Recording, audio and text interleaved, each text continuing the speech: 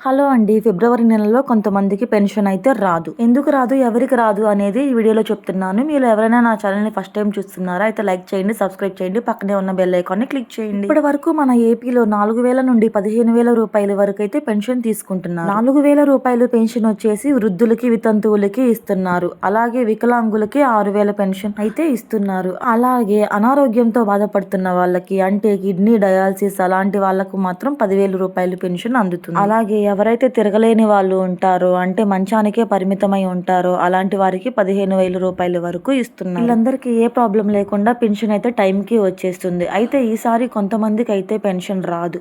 అది ఎవరికి అంటే, ముందు ప్రభుత్వంలో చాలా మంది ఫేక్ సర్టిఫికెట్లు పెట్టి పెన్షన్ తీసుకుంటున్నారు. అలాంటి వారి కోసం ప్రభుత్వం మళ్ళీ సర్వే చేసి ఎవరు ఫేక్ ఎవరు జెన్యూన్ అని సర్వే చేసి ఫేక్ వాళ్ళకి పర్మనెంట్ గా పెన్షన్ రాకుండా చేస్తారనే వార్త అయితే వచ్చింది. ఇదండి నా వీడియో. మీకు ఎలా అనిపించిందో కమెంట్ చేయండి, సబ్స్క్రైబ్ చేయండి. Thank you all.